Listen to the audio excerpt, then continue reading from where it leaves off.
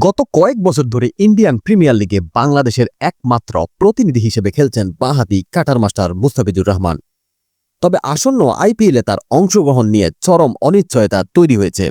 ভারতের কয়েকটি কট্টরপন্থী সংগঠনের আন্দোলনের মুখে মুস্তাফিজকে দল থেকে বাদ দিতে কলকাতা নাইট রাইডার্সকে নির্দেশনা দিয়েছে ভারতীয় ক্রিকেট বোর্ড।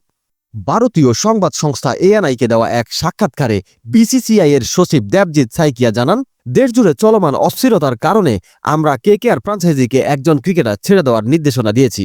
মুস্তাফিজুর রহমানকে স্কোয়াড থেকে বাদ দিয়ে তার পরিবর্তে যে কোনো পছন্দমতো ক্রিকেটার নেওয়ার সুযোগ দেওয়া হয়েছে এবং সংস্থা থেকে এর অনুমোদনও দেওয়া হয়েছে।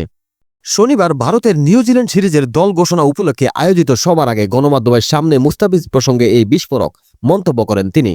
আইপিএলের ইতিহাসে বাংলাদেশি ক্রিকেটার হিসেবে এবার সর্বোচ্চ 9.20 কোটি রুপিতে কলকাতায় ডাক পেয়েছেন মুস্তাফিজুর রহমান। এর আগে তিনি 8টি আসরে 5টি ভিন্ন দলের হয়ে খেলেছেন। তবে সম্প্রতি বাংলাদেশের হিন্দু ধর্মাবলম্বীদের উপর কথিত নিপীড়নের অভিযোগ তুলে ভারতের কয়েকটি রাজনৈতিক ও উগ্রপন্থী সংগঠন বাংলাদেশি ক্রিকেটারদের বয়কট করার দাবি জানিয়ে আসছে। এর আগে বিসিসিআই এর অবস্থান নমনীয় ছিল। সংস্থার এক কর্মকর্তা জানিয়েছিলেন, কূটনৈতিক পরিস্থিতির প্রভাব মাঠে পড়বে না এবং বাংলাদেশ কোনো শত্রু দেশ নয়। কিন্তু সময়ের ব্যবধানে রাজনৈতিক চাপ বাড়ায় সেই অবস্থান থেকে সরে এসেছে ভারতীয় ক্রিকেট বোর্ড। শেষ পর্যন্ত কেকেআর কর্তৃপক্ষ বিসিসিআই এর নির্দেশনা মেনে নেয় নাকি তাদের দামিয়ে বিদেশি রিক্রুট ধরে রাখে, সেটাই এখন দেখার বিষয়।